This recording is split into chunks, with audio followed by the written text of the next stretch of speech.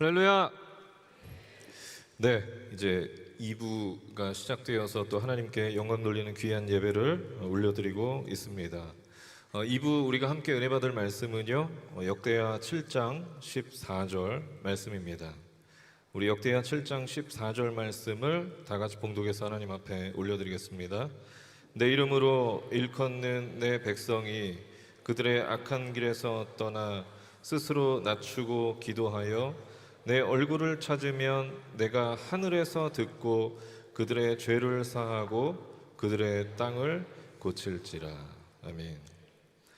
네, 우리에게 오늘 귀한 말씀 전해주실 목사님은 선한목자교회를 담임하고 계신 우리 김다위 목사님이신데요. 저희가 조교파 청년성회가 있어서 목사님 오셔서 말씀 전해주시면 너무나 감사하겠습니다. 그렇게 이메일을 드렸더니 청년들을 사랑하는 마음으로 꼭 오시겠다고 말씀해 주시면서 계속 중보해 주시고 기도해 주신 목사님이십니다.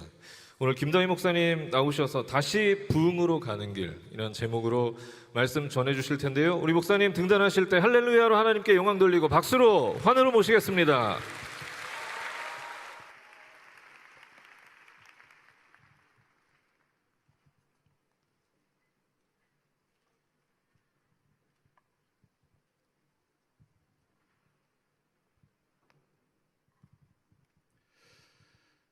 이 자리에 서니까 떨립니다.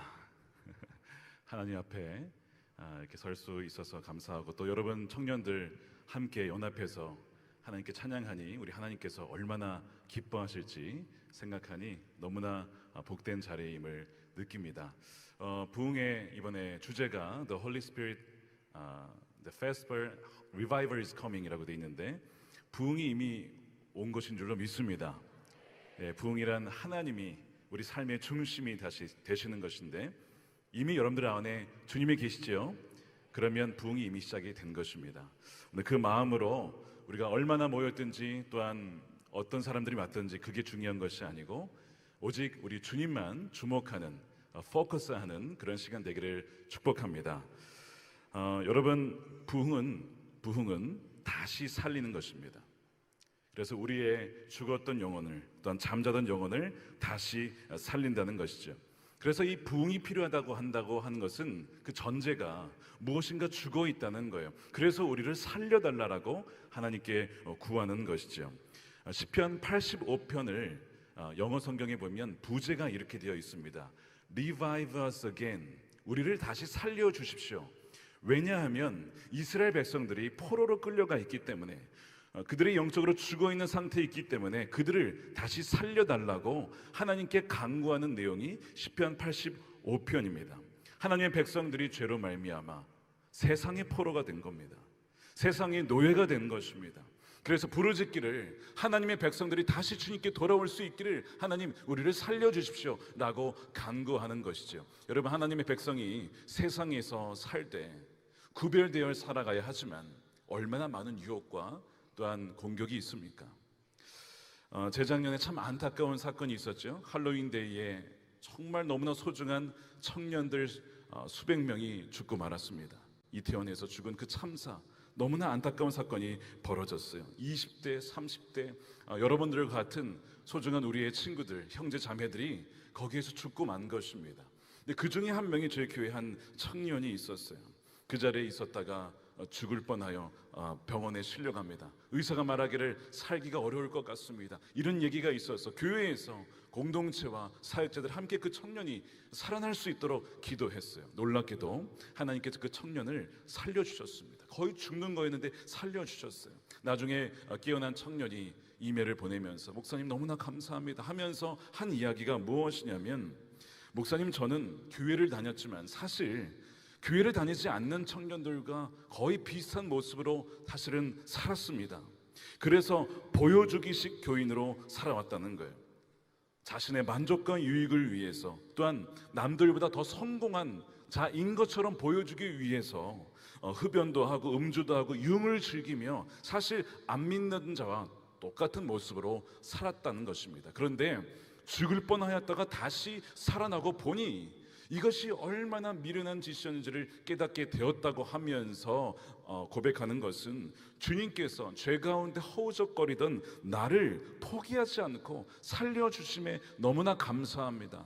이런 고백을 한 적이 있습니다. 여러분, 크리스천 청년들도 세상에서 죄를 이기는 것만이 아니라 질 때가 많고 또한 별 다를 바 없이 살 때도 굉장히 많이 있는 것을 우리는 잘 알고 있습니다.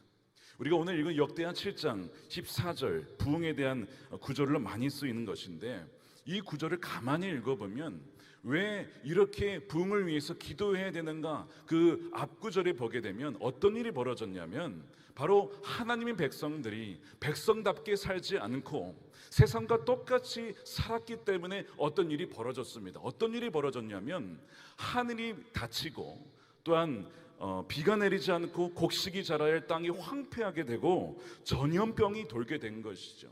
왜 이렇게 되었냐면 말씀드린 것처럼 하나님의 백성들이 세상과 별 다를 바 없이 살았기 때문에 누가 이렇게 행하셨냐면 여러분, 하나님이 그렇게 행하셨어요. 하나님이 하늘의 문을 닫고 비를 내리지 않고 전염병을 보내서 그런 어려움을 있게 하셨다는 것이죠. 부흥이 필요한 이유가 바로 여기에 있습니다. 바로 하나님 백성들을 위하여서 일하시지 않고 하나님의 백성들에 대한 징계를 벌이시고 계시기 때문에 부흥을 달라고 기도하는 것이죠. 이번 성령의 주제 선구인 하박국 3장 2절 말씀이, 우리 혹시 말씀이 나오나요? 보시면 이렇게 되어 있습니다. 여호와여, 내가 주께 대한 소문을 듣고 놀랐나이다. 여호와여, 주는 주의 일을 이 수년 내에 부흥하게 하옵소서. 이 수년 내에 나타내시옵소서 하고 뒤에 뭐라고 되어 있죠? 진노 중에라도 긍휼을 잊지 마십시오. 이 진노라는 단어가 나와요. 즉 하나님의 진노가 이스라엘 땅 가운데 벌어진 것입니다.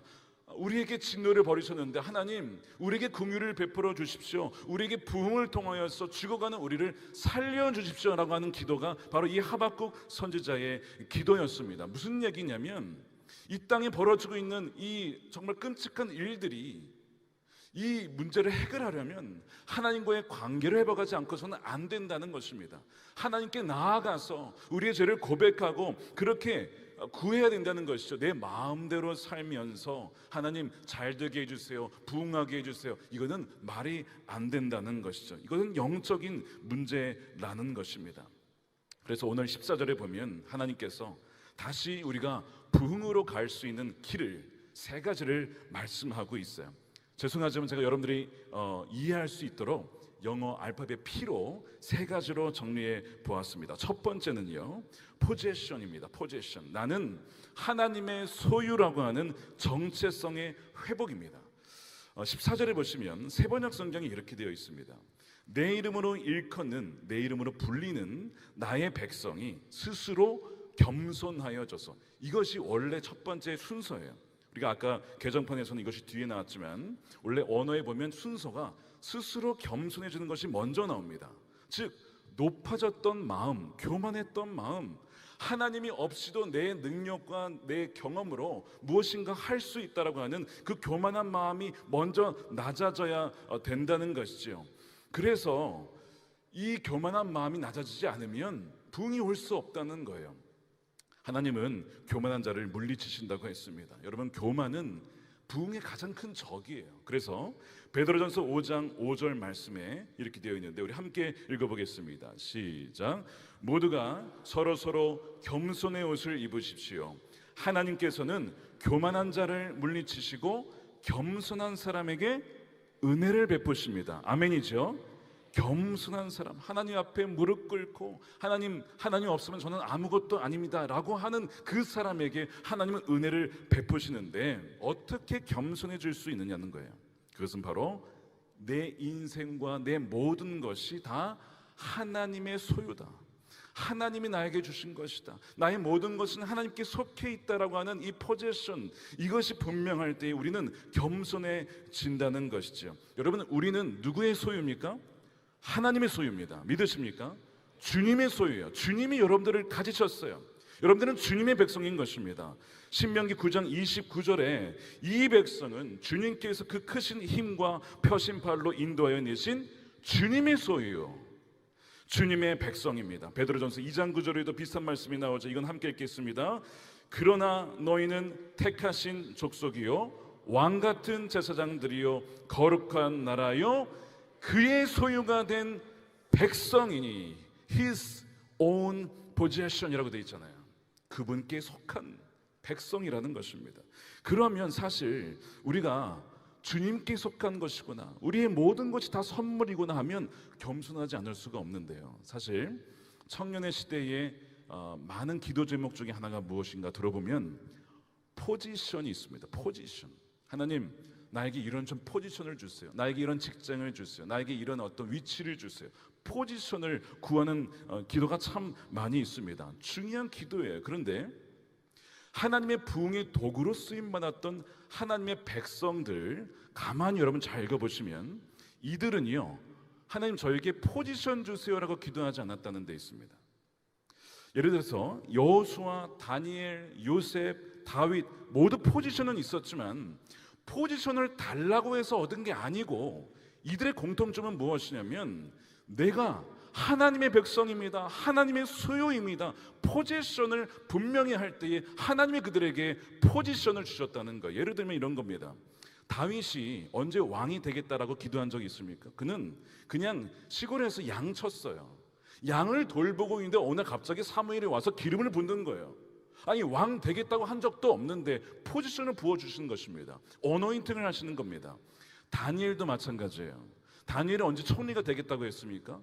그냥 자기는요 주님의 백성입니다 라고 하면서 이 세속적인 바벨론 그 도시에서 나는 하나님의 것입니다, 뜻을 정하여서 그렇게 살아갑니다. 자, 여러분 잘 아시는 말씀이에요. 다니엘서 1장 8절이죠 다니엘은 뜻을 정하여, 이 뜻을 정한다는 그 근거는 나는 하나님 백성이야, 나는 하나님의 소유지, 내가 바벨론 같은 세상에 살아도 나는 그들과 똑같이 살 수는 없어. 뜻을 정하여서 뭐 했습니까? 왕의 음식과 그가 마시는 포도주로 자기를 더럽히지 아니하리라 하고 더럽히지 않도록 환관장에게 요구합니다. 구합니다. 담대한 사람이에요. 나중에 하나님께서 그런 다니엘을 보시고 아, 얘가 내 것이라고 분명히 알고 있네. 그래서 그에게 주신 게 무엇이냐면 9절에 하나님이 다니엘로 하여금 환관장에게 은혜와 궁유를 얻게 하신지라, 그에게 은혜를 주시고 그 이후에는 꿈을 해몽할 수 있는 능력을 주셔서 결국에는 포지션을 하나님께서 부어주십니다. 그러니까 여러분 분명히 해야 될 것이 포지션을 달라고 기도할 것이 아니라 하나님, 내가 하나님의 소유입니다. 하나님께서 나를 붙잡아주지 아니하시고 나에게 생명 주지 아니하시면 저는 아무것도 아닌 존재입니다 라는 포지션이 분명하면 하나님께서는 여러분들 통해 쓰신다는 것입니다. 자, 그런데 이 포지션, 내가 하나님의 소유라는 것이 분명하면 겸손하지 않을 수가 없는 거예요. 제가 예전에 미국에 있을 때 한번 건강검진을 하는데 의사 선생님께서 저에게 이러는 거예요. 깜짝 놀라면서 언제 죽어도 이상하지 않대요. 그런 충격적인 얘기를 하시는 거예요. 나는 건강 관리를 잘 한다고 생각했는데 그렇지 않았던 겁니다. 제가 그때 무슨 생각이 들었냐면 나의 생명, 나의 모든 것, 내가 가지고 있는 모든 것, 그것이 직위든 그것이 우리 가족이든 무엇이든 간에 야, 하나님을 거둬가시면 그냥 그걸로 다 끝나는 거구나, 나의 인생 전체가 다 하나님께 속한 것이구나 라고 느껴지니까 여러분 정말 겸손해질 수 않을 수가 없는 겁니다. 장례를 치르다 보면요, 여러분 사람들이요 입관 예배를 드리면요 아무것도 안 가져갑니다. 못 가져가요. 빈손으로 가는 거예요. 태어날 때도 알몸으로 태어나지만 갈 때도 빈손으로 가는 것입니다. 우리가 뭔가 가졌다라고 생각하는 것이 얼마나 사실은 착각인지 몰라요. 그러니까 우리가 주님의 것이구나를 깨달으면 겸손해지고 하나님 나를 붙잡아 주십시오, 그렇게 나아갈 때가 바로 첫 번째, 다시 부흥으로 가는 첫 번째 길이라는 것입니다. 바로 포지션을 기억하십시오. 우리는 누구의 소유라고요? 주님의 소유인 것입니다. 여러분들은 주님의 백성인 줄로 믿으시길 축복합니다. 두 번째 길이 있습니다. 두 번째는 pursuit입니다. 추구하는 것입니다. 하나님을 추구하는 것입니다. 그것이 14절 뒤에 나와요. 자, 내 이름으로 일컫는 나의 백성이 스스로 겸손하여져서. 자, 두 번째가 기도하며 나를 찾고, 개정판에는 내 얼굴을 찾으면이라고 되어 있어요. 하나님을 추구하는 것입니다. 우리에게 시간과 에너지가 참 많이 있는데 사람마다 어디에 더 중요하게 쓰는지는 다 다를 거예요. 자, 그런데 하나님께서는 뭐라고 말씀하시냐면 나를 찾고 기도로 나를 찾는 그 사람을 하나님도 찾으신다는 것이죠. 여러분, 기도하는 것과 하나님의 얼굴을 찾는 것은 꼭 같은 것이 아닙니다. 무슨 얘기냐면 기도를 하면서도 하나님의 얼굴을 찾지 않을 수도 있어요. 하나님, 제가 시험을 앞두고 있습니다. 정말 좋은 성적을 거두게 해주세요 라고 기도할 수 있고요. 하나님, 제가 정말 결혼하고 싶은데 좋은 배우자를 좀 만나게 해주세요. 중요한 기도 제목이죠. 구체적으로 기도하셔야 됩니다. 그런데 여러분, 이거는 뭘 구하는 거냐면요, 하나님의 얼굴을 구하는 것이 아니라 엄밀히 말하면 하나님의 손을 구하는 겁니다. 하나님의 도움을 구하는 것은 하나님의 손을 구하는 것이지 하나님의 얼굴을 구하는 게 아니에요. 그런데 오늘 본문에는 하나님의 얼굴을 찾으라고 말씀하고 있어요. 추구하라고 되어 있습니다. 얼굴을 구한다는 것은 그분의 손이 아니라 그냥 그분 자체를 갈망하고 추구하고 원하는 것입니다. 제가 담임 목회를 하다 보니까 만나고 싶어 하신 분들이 와요. 가만 보면 결국에는 도움을 요청하시는 거예요. 대부분 10명 중에 한 8, 9명은 도움을 요청합니다. 정말 어려운 교회구나, 어려운 단체구나, 도와드려야겠다 이런 마음이 들어서 저희가 도와드리곤 하는데요. 그런데 이제 나중에 보게 되면 이런 마음이 들어요. 결국에는 저를 찾아온 게 아니고 저의 손을 찾아온 거예요. 하나님께서 저에게 맡겨주신 것을 통해서 도와드릴 수 있도록 물론 하나님 보내주신 것이지요. 무슨 얘기냐면 하나님께 제가 기도를 하던 중에 이런 생각이 들었어요. 하나님께 나아가는 이유가 오직 하나님 이거 도와주세요, 하나님 이거 좀 잘 되게 해주세요, 하나님 이런 문제가 좀 풀리게 해주세요 라고만 하면 하나님이 참 섭섭하시겠다. 너는 맨날 무슨 도움 필요할 때만 나를 찾고 나 자체를 만나려고 오지는 않는구나 라는 마음을 가지시겠구나 라는 생각이 어느 날 문득 들었어요. 지금 오늘 말씀에 뭐라고 하냐면 내 도움은 중요하지, 그걸로 오는 것도 너무 귀하다. 그런데 그게 아니라 정말 내가 좋아서 나를 만나고 싶어서 내 얼굴을 구하며 오는 이가 어디에 있을까라고 주님은 물어보시는 거예요. 주님께 나아가서 하나님 뭐 이거 해주세요 저거 해주세요가 아니고 하나님 저 그냥 주님께 왔습니다, 하나님 제가 여기에 왔습니다 라고 나아가는 그 사람이 얼굴을 찾는 거예요. 하나님 그 말씀을 하시는 거예요. 그러니까 부흥을 가로막는 것은 기도하지 않는 것만 아니라 하나님은 빼놓은 채 부흥으로 인하여서 기도를 통하여서 부가적인 혜택과 교회가 성장하고 사람들이 변화되는 어떤 혜택과 유익만 원하는 것도 때로는 부흥을 가로막는 것이 될 수도 있는 것입니다. 본질은요, 부흥을 위해서 기도하는 것도 중요하지만 본질적으로 부흥 그 자체를 위해서 기도하는 것이 아니라 하나님의 얼굴을 구할 때에 그저 하나님이 좋아서 하나님을 갈망함으로 그분의 얼굴을 찾을 때에 자연적으로 부어지는 것이 부흥인 줄로 믿습니다. 이것이 오늘 이 말씀의 내용인 것이죠. 이것이 부흥으로 가는 길이고 부흥의 기본이고 기초인 것입니다. 그런데 과연 이런 부흥의 기초와 기본으로 가고 있는 사람이 얼마나 될까 하는 거예요. 예레미야가 남유다의 멸망을 얘기를 하면서 참 안타까운 이야기를 합니다. 안 좋은 습관이 있었다는 거예요. 그들에게 무슨 습관이냐, 예레미야서 22장 21절입니다. 너희가 평안할 때 내가 너에게 말하였으나 너의 말이 나는 듣지 아니라 하였나니 네가 어려서부터 내 목소리를 청종하지 아니함이 너의 습관이라는 것입니다. 우리가 하나님께 말씀을 나아가서 듣지 않고 경청하지 않고 내가 원하는 것만 쫙 얘기하고 끝난다면, 이것이 습관이라고 한다면 하나님께서 보시기에 이것이 좋지 않다라고 말씀하실 수도 있다는 것이죠. 이것이 듣지 않는 것이 습관이 된 결과가 바벨론 포로였다는 거예요. 우리의 삶을 한번 돌아봅시다. 우리의 영적 습관 중에 하나님의 말씀을 귀 기울여 듣지 않고 내 마음대로 하는 것은 있지 않습니까? 우리가 습관을 만들지만 나중에는 그 습관이 우리를 만들거든요. 손흥민 축구 선수 여러분 잘 아실 거예요. 우리 그 아버님 되시는 손흥정 선생님의 축구 철학이 있습니다. 뭔지 아시죠? 굉장히 간단합니다. 철학이 이거예요.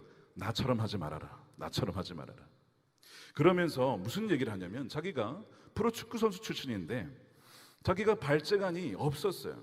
그냥 개인기나 발기술이 없으니까 할 수 있는 것은 성적을 내야 되니까 스피드를 내서 그냥 치고 달리는 거예요. 치달을 한 겁니다.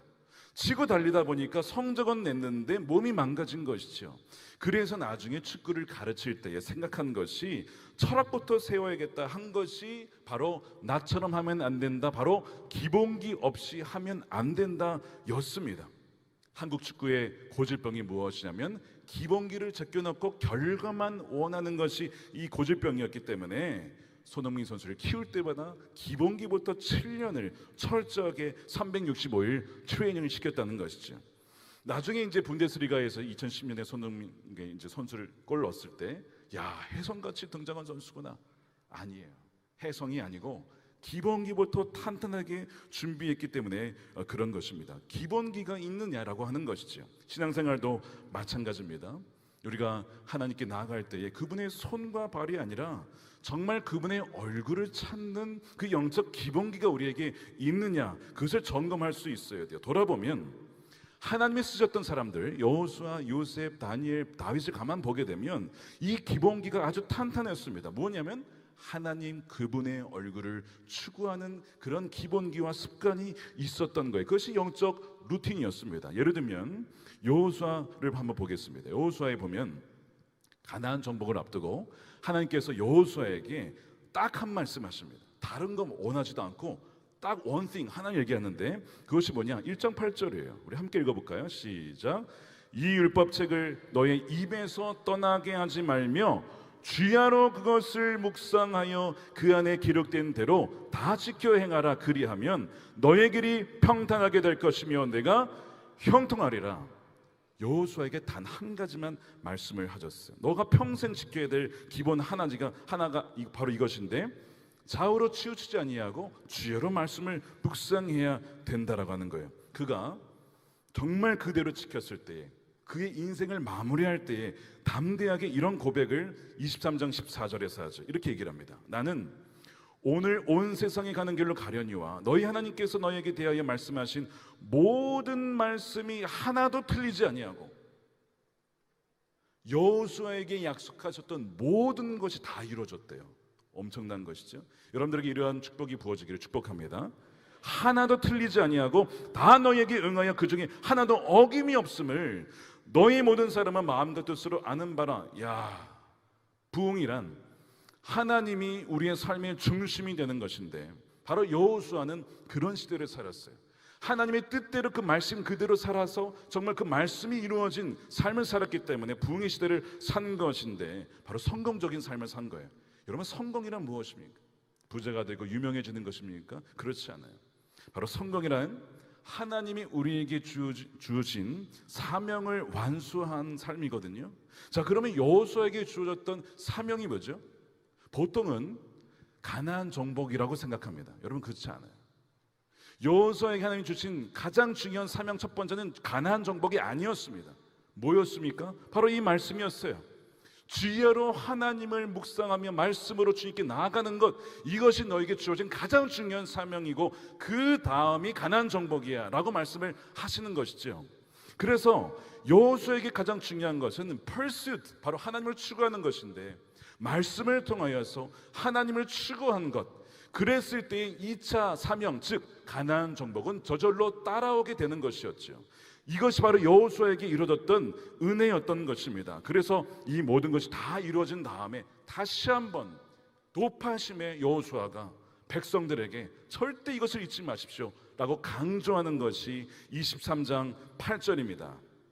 오직 너희의 하나님 여호와께 가까이 하기를. 여러분, 이것이 우리에게 가장 중요한 사명이요 기본인 줄로 믿습니다. 여호와 하나님만을 가까이 하기를 오늘까지 행하는 것을 하면 이는 여호와께서 강대한 나라들을 너희 앞에서 쫓아내셨으므로 너희에게 맞선 자가 없느니라. 가나안 정복을 여호수아에게 한 게 아닙니다. 하나님이 쫓아내셨어요. 하나님이 쫓아내실 수 있었던 것은 여호수아가 오직 하나님의 얼굴을 추구하고 쫓았기 때문에 그렇습니다. 여러분들에게 어떠한 문제와 어려움이 있으십니까? 여러분들이 그 문제를 직접 이길 수가 없어요. 그런데 하나님께 붙어 있고 하나님을 추구하면 그 하나님께서 여러분들의 그 문제를 다 이루어 주시고 물리칠 줄로 믿습니다. 바로 그 원리를 말씀하고 있는 것이죠. 그러므로 부흥이란 진심으로 하나님의 손이 아니라 그분의 얼굴을 구할 때 시작이 되는 거예요. 다니엘도 하나님의 얼굴을 구한 사람이에요. 그가 어릴 적부터 습관이 있었는데 하루에 3번 기도하는 습관이 있었어요. 다니엘서 6장 10절이죠.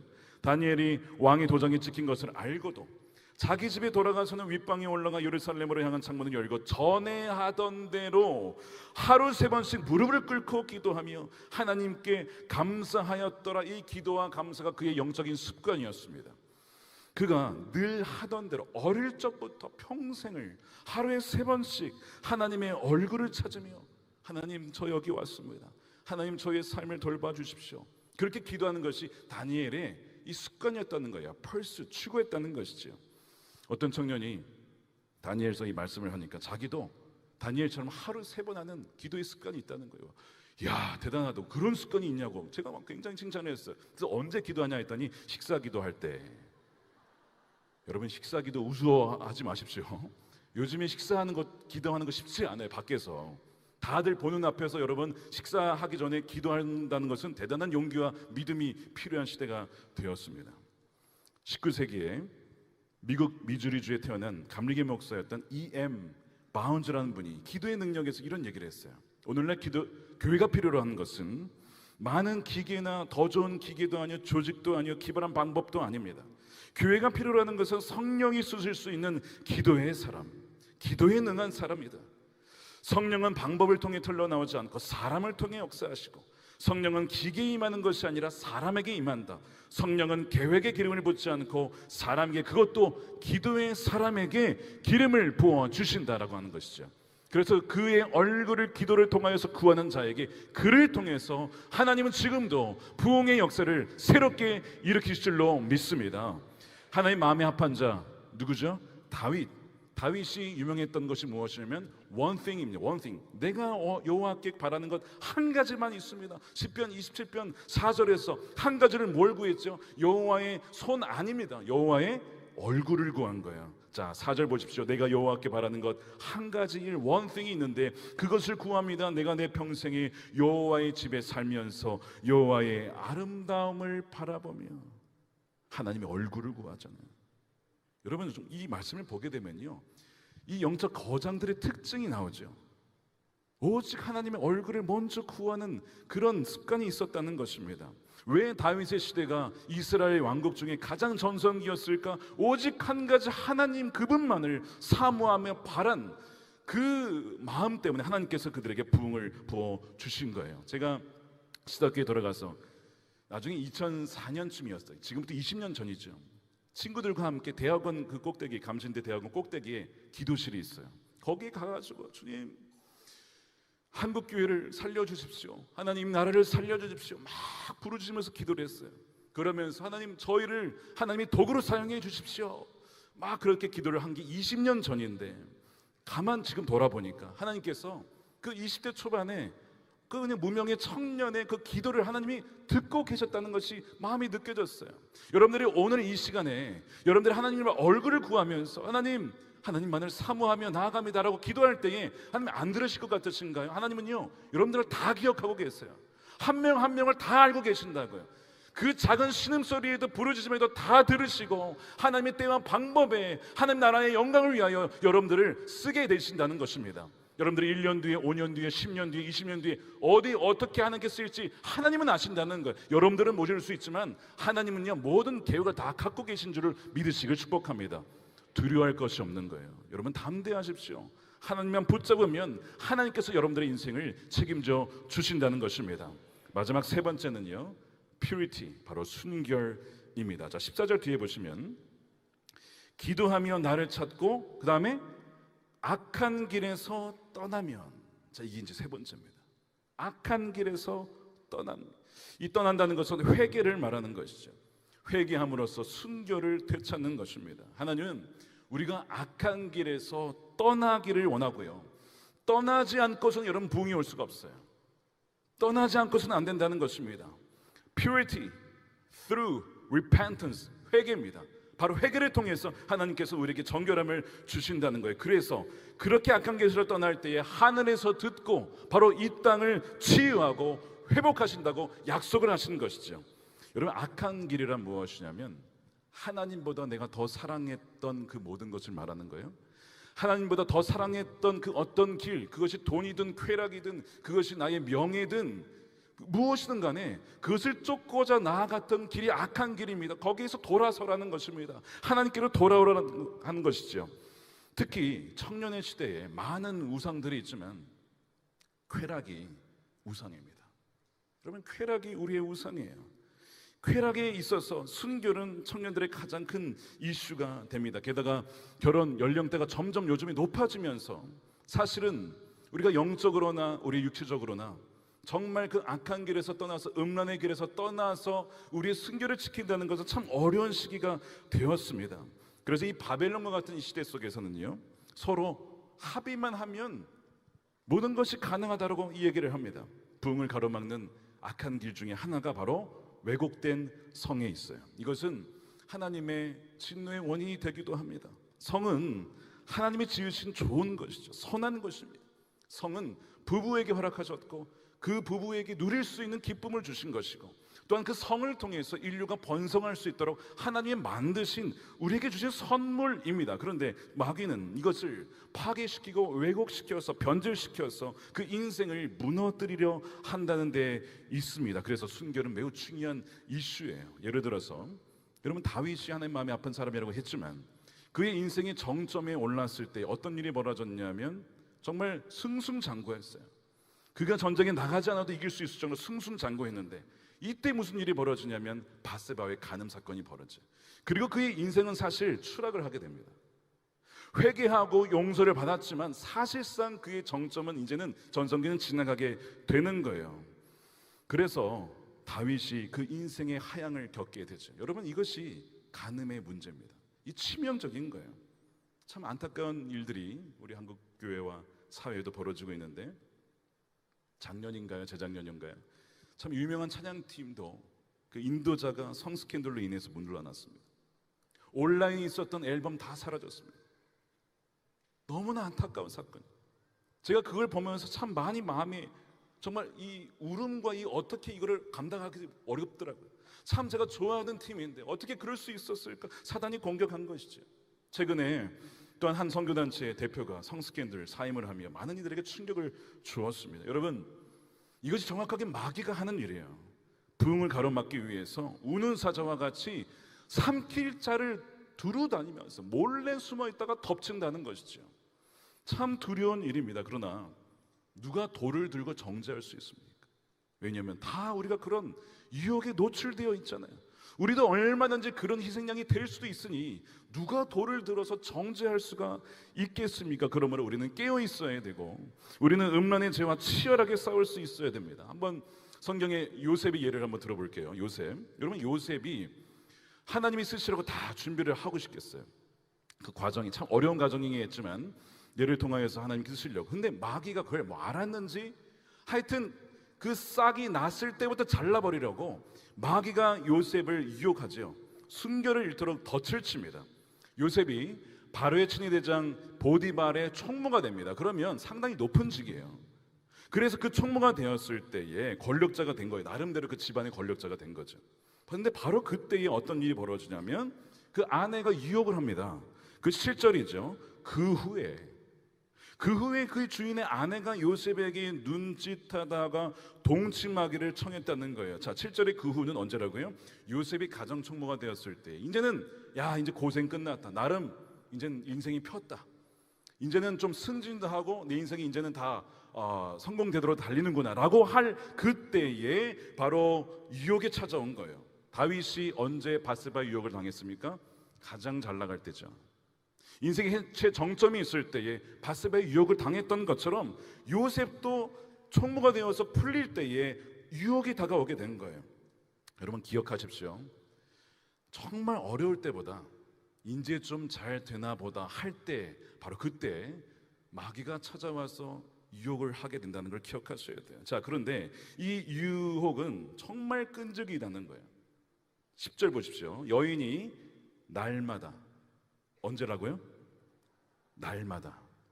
날마다 everyday 요셉에게 청하여 뭐 하자고? 동침하자고, 같이 자자고 날마다 유혹하는 겁니다. 근데 요셉이 듣지 않아요. 동침하지 않습니다. 함께 있지도 않습니다. 이 날마다 유혹하는 것이 바로 우리들에게 다가오는 유혹 아닙니까? 제가 예전에 이 본문 가지고 미국에 있을 때, 교회에 있을 때 이 본문 가지고 이제 설교를 하는데, 보통 이제 설교 본문을 미리 달라 그래서 성가대에서 이제 지휘자님이 묵상을 하고 준비를 하잖아요. 이제 거기 맞는 찬양을 고르잖아요. 제가 이 본문을 가지고 이제 준비를 했는데 성가대 그날 찬양곡 제목이 이거였습니다. 내게 오라.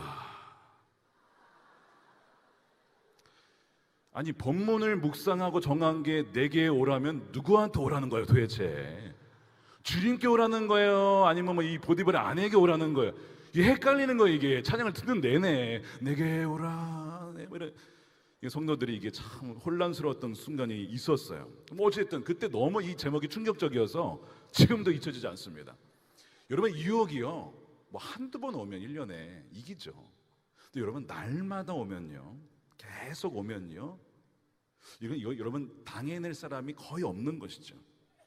이 여인이 내게 오라 유혹하지만 사실 이런 유혹들이 계속 날마다 온다는 거예요. 시험될 수 있는 것이. 그러니까 계속해서 내게 오라 하니까 이 요셉의 입장에서도 힘든 건데, 사실 이 유혹이 아닙니다. 명령이에요. 지금 이 요셉이 총무가 되긴 했지만 보디발의 아내가 더 높잖아요. 상사야, 상사. 상사가 요셉에게 오라고 명령하는 거죠. 와라. 이렇게 너 내 말 안 들으면 너 이제 잘리는 거야. 그 권력으로 유혹을 하는 거예요.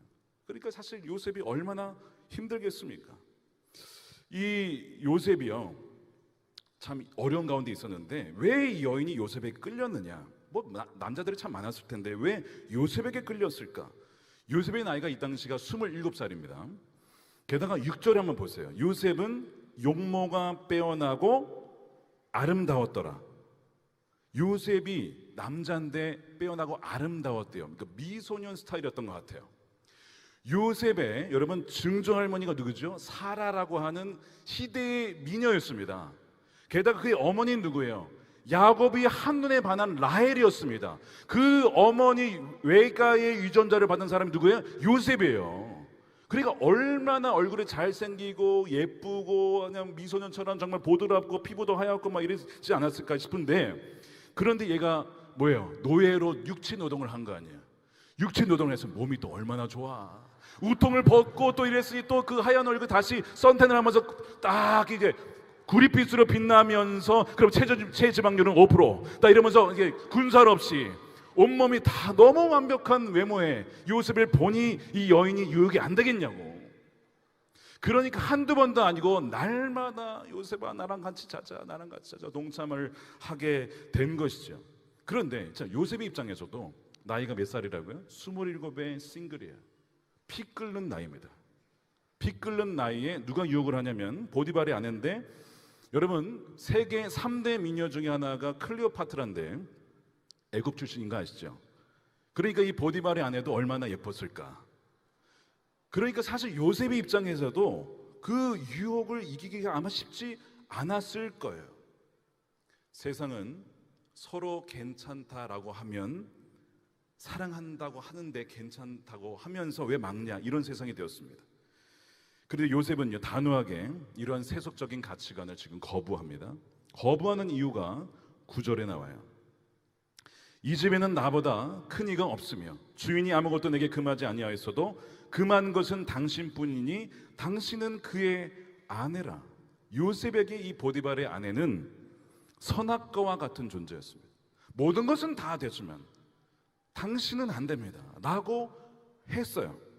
주인이 금한 것이 단 하나, 그녀였습니다. 이 선악과 먹는 순간 다 잃어버리는 거예요. 그래서 요셉은 안 된다고 하는 것이죠. 근데 이유가 당신은 그의 아내입니다 라고 한 거예요. 그 말은 당신이 그 보디발의 아내가 당신이 결혼을 안 했으면 가능하겠다는 뜻이 아닙니다. 당신이 싱글이었으면 나랑 잘 수 있다가 아니라고요. 당신은 결혼을 해서 그의 아내가 되었습니다. 나는 결혼을 하지 않았습니다. 성이라고 하는 것은 결혼 안에서 주어진 것인데 당신이 이미 그의 아내이므로 당신과 나는 같이 잘 수가 없습니다 라고 요셉은 말씀하고 있는 것이죠. 여러분, 이것이 하나님 만드신 거예요. 성이라고 하는 것은 결혼 안에서 배타적으로 서로에게 주어진 것입니다. 하나님께서 성을 만드셨을 때에 단지 누군가로부터 육체적인 만족과 쾌락만 얻으라고 주신 것이 아니에요. 하나님이 주신 성이라고 하는 것은 배우자에게 평생 헌신하면서 그 배우자의 모든 존재, 즉 영적인, 정서적인, 육체적인, 경제적인, 사회적인 모든 영역에 있어서 내가 그 사람과 하나가 되겠다라고 하는 그 전제하에 성이 존재하는 것이지 육체만 따로 떼서 주어진 것이 아니라고 하는 것이죠. 그래서 고린도전서 6장에 이런 말씀이 나와요. 너희 몸은 그리스도의 몸인데 왜 창녀의 몸으로 만들려고 하느냐. 상대방의 육체만을 탐하는 것은 우리 몸을 그리스도의 몸인데 창녀의 몸으로 바꾼다는 것입니다. 20세기 최고의 변증가 C.S. 루이스가 이 음행에 대해서 이렇게 비유를 한 적이 있어요. 누군가가 음식을 먹는데, 여러분, 음식을 먹는다는 것은 맛을 느낄 뿐만 아니라 그 음식의 영양가를 내가 다 흡수하겠다라는 전제로 음식을 먹는 거죠. 그런데 누군가가 음식을 먹는데 음식의 맛을 딱 보더니 뱉어요. 다른 음식을 딱 먹더니 뱉어요. 맛만 본 거, 맛있네 하고 뱉어요. 소화시간 음식을 맛보고 뱉어요. 그러면 야, 이거 비정상이다 라고 하지 않겠습니까? 무슨 얘기인지 아시겠어요? 음식을 먹고 소화하지 않고 뱉는 것은 음식과 음식을 만든 주방장에 대한 모욕이죠. 그러니까 지금 보디발의 아내 유혹이 요셉과 결혼하겠다는 게 아닙니다. 요셉의 육체만 원하는 거예요. 당신의 육체만 원하는 거예요. 세상에 많은 청년들이 결혼하기 전에 육체만 먼저 원합니다. 근데 자매는 불안하죠. 왜요? 임신할까 봐. 임신하면 어떡합니까? 생명 책임질 수 있나요? 아니요. 성은 그 사람의 모든 존재, 인생을 책임지겠다. 결혼 안 해서 벌어진 것인데 결혼이 아니었잖아요. 생명 나오면 책임지겠냐고. 못 지죠. 그러니까 뭐 하는 거예요? 낙태하는 것입니다. 그래서 OECD 국가 중에 우리나라가 1위예요. 낙태율 1위입니다. 신생아 출생 없다고 하지만 그 출생의 3배가 넘는 수치라고 해요. 전 세계에서 교회가 급성장한 이 대한민국이 어떻게 이 지경이 되었을까? 붕의 파도가 아니라 음란의 파도가 온 세상, 특히 이 청년 세대를 뒤엎고 있는 거예요. 그래서 성경은 너희 몸이 그리스도의 몸이니 음행을 피해야 한다라고 말씀하죠. 악한 길에서 떠나야 한다라고 하나님 말씀하고 있는 겁니다. 그래서 요셉이 날마다 반복되는 보디발의 아내 유혹에 어떻게 대처를 하냐면 10절에 여인이 날마다 요셉에게 청하였으나 요셉이 듣지 아니하여 동침하지 아니할 뿐더러 뒤에 뭐라고 되어 있어요? 함께 있지도 아니하니라. 굉장한 지혜입니다. 내가 유혹받을 수 있는 환경을 만들지 않고 그 환경 속에 들어가지 않는 것은 대단한 지혜입니다. 내가 만일 그 유혹이 너무 약하면요, 그 약해질 수밖에 없는 환경을 피하는 것이 너무나 중요한 지혜인 거예요. 내가 어디에 약한지, 무엇에 약한지, 어느 상황이 약한지를 알아야 마귀의 공격을 차단할 수가 있는 것이죠. 마귀는요, 우리가 어디에 언제 약한지를 잘 알아요. 그래서 거기로 계속 우리를 유혹하기 때문에 그래요. 그래서 요셉은 함께 있지도 않는 환경 속으로 계속 만들어 갔던 것입니다.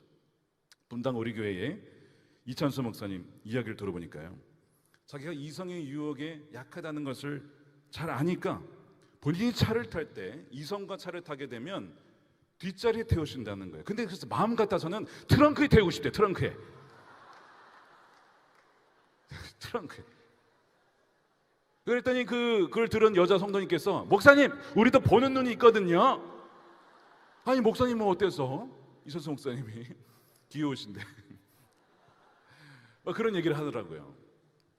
제가 몇 주 전에 그 새롭게 하셔서 촬영을 했는데 주영은 씨가 저에게 물어보시는 거예요. 아니 목사님 왜 이름이 다윗이 아니고 다위예요? 그래서 제가 그랬죠. 이제 한자가 윗이 없잖아요. 그래서 다위가 된 거예요. 아쉽게도 시옷이 잘렸어요. 근데 저는 해석을 하기를 이렇게 해석을 합니다. 해석이 중요한 거예요. 해석을 아버지께서 이름 지을 때 다윗처럼 하나님 마음이 합한 사람으로 살아라고 지어주셨는데 다윗의 단점은 말고 장점만 가져라 해서 그 시옷이 빠졌다라고 저는 생각하는 거예요.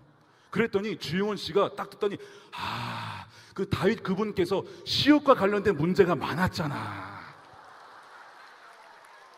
시옷과 관련된 게 문제가 많았잖아. 너무 이름을 잘 지었네요. 이러면서 저를 막 이렇게 띄워주시는 거예요. 여러분, 항상 그런 환경이 보장되는 건 아닙니다. 여러분, 환경을 만드는 것 중요하지만 그렇지 못한 환경이 있을 수가 있어요. 갑자기 유혹이 찾아오는 순간이 있죠. 그거 어떡할 거예요? 어느 날 요셉이 일을 하러 갔는데 사람들이 하나도 없어요. 누구만 있냐면 그 아내만 또 있는 거야. 또 동침하자고 그래. 덫을 친 거야. 아무도 없는 상황 속에서. 그래가지고 나중에 또 도망가려고 하니까 어떻게 이제는 옷을 막 잡아 끄집어 당기네. 막 옷이 벗겨진 거 아니에요, 요셉이. 그래서 도망쳤어요. 그러니까 항상 그런 환경이 있을 수는 없어요. 또 그러면 어떻게 해야 되느냐? 요셉이 어떻게 했냐면요, 항상 하나님을 주목합니다.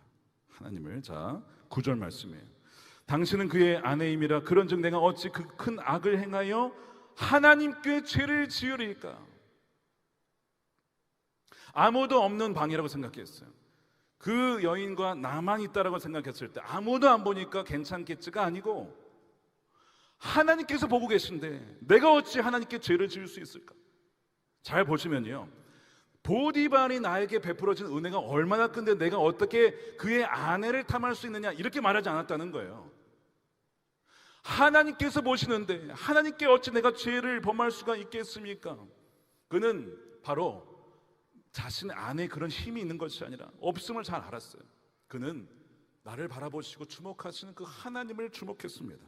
그래서 그곳에 나와 보디발 아내와 하나님이 계심으로 범죄할 수가 없고 하나님께서 그 마음 아파하신다는 걸 아시기 때문에 거기에서 뛰쳐나와서 그 유혹을 날마다 이길 수가 있었던 것이죠.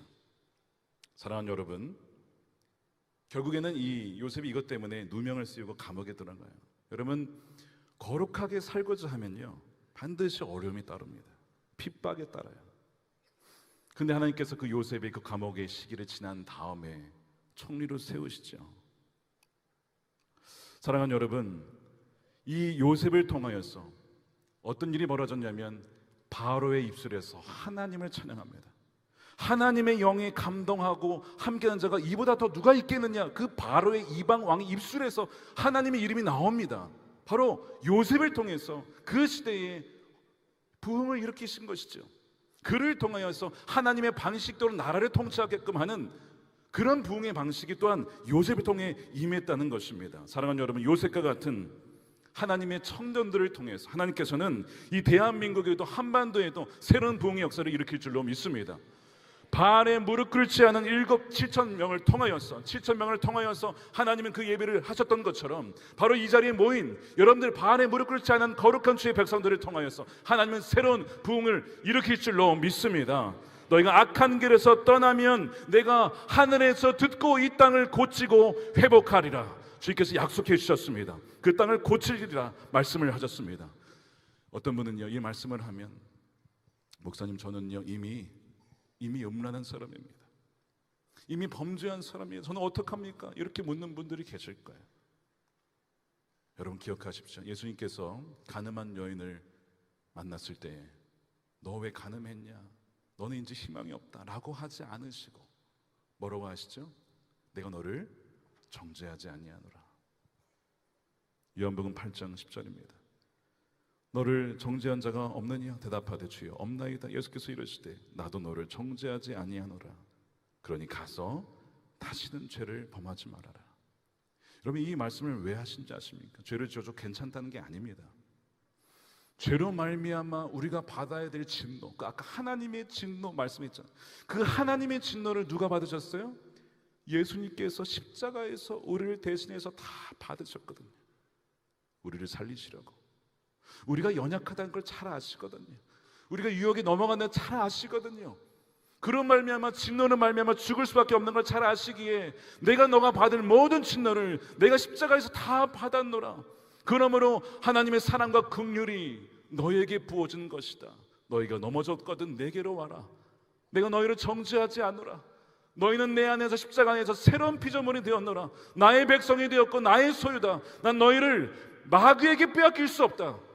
빼앗을 수도 없는 것이고 결단코 빼앗기지 아니리라.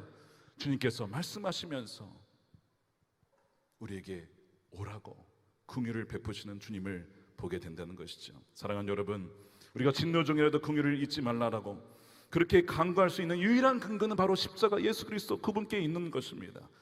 우리가 받을 모든 죄값과 진노를 다 예수님이 받으셨기 때문에 우리가 악한 길에서 떠나면 음란과 탐욕과 우상숭배에서 떠날 때에 주님께서는 약속하신 이 땅을 고치시고 우리의 삶을 회복시키시는 부흥의 Revive us, 우리를 새롭게 하시는 그 놀라운 능력이 부어질 줄로 믿습니다.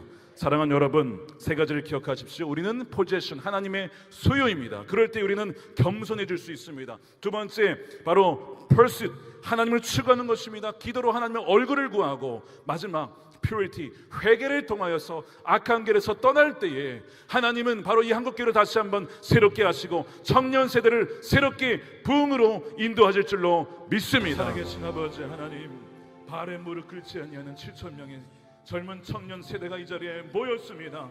하나님, 우리를 기억하여 주시고 긍휼히 여겨 주시옵소서. 아버지 하나님, 하늘의 뜻이 하늘에서 이루는 것처럼 이 땅 가운데 청년 세대들 가운데 온전히 임하게 하여 주시옵소서. 아버지 하나님, 우리는 마귀의 소유가 아니라 하나님의 소유입니다. 우리는 주님의 백성입니다. 주님께서 피값 주고 구원하신 하나님의 자녀이오니 우리를 붙잡아 주시옵소서. 아버지 하나님, 우리가 하나님보다 더 사랑했던 것, 쾌락과 돈과 아버지 명예와 부와 그 모든 우상들을 이 시간 회개하오니 악한 길에서 완전히 떠나게 하여 주시옵소서. 뒤도 돌아보지 않게 하여 주시옵소서. 이제는 그것은 지나갔으니 새로운 것이 되었도다. 새로운 피조물이 되었음을 선포합니다. 하나님의 이 새로운 백성들을 통하여서 하나님 한국교회의 부흥과 한반도의 평화 통일과 열방까지 나아가는 하나님의 군대들이 일어나게 하여 주시옵소서. 아버지 하나님, 주여 간구합니다. 오직 주님만을 추구하며 바라보며 간구하기를 원하오니 주여, 주 앞에 나아갈 때 하나님의 영광의 임재를 충만히 부어주시옵시고 날마다 주 예수님과 동행하는 백성들이 되게 하여 주시옵소서. 그리하여 회개할 때에 퓨리티, 정결케 하시고 순결케 하시는 하나님 백성들을 통하여 하나님의 놀라운 뜻이 완전하게 성취되어지고 저들의 삶과 가정과 직장과 일터 가운데 학업 가운데 하나님의 영광을 드러내 주시옵소서. 아버지 하나님, 이들을 기억하여 주셔서 1년, 5년, 10년, 20년 뒤에 정말 요셉과 같이, 다니엘과 같이, 다윗과 같이, 여호수아와 같이, 에스더와 같이 하나님 손에 붙잡힌 바 되어서 이 나라 민족을 일으키는 청년들이 다 될 수 있도록 하나님 영광을 더하여 주시옵소서. 하나님 홀로 영광 받아 주시옵소서. 감사드리며 우리 구주 예수님의 이름으로 축복하며 기도드립니다. 아멘. 지금은 우리 주 예수 그리스도의 무한하신 은혜와 살아계신 하나님 아버지의 극진하신 사랑과 보혜사 성령 하나님의 내주교통 충만케 하심의 역사가 이제 오늘 이 성회를 통하여 하나님 앞에 온전한 삶을 결단하며 회복과 부흥을 경험할 우리 귀한 청년들 머리 위에와 가정과 범사 위에 또 믿음의 공동체 위에 지금으로부터 영원토록 함께 계시기를 간절히 축원하옵나이다. 아멘.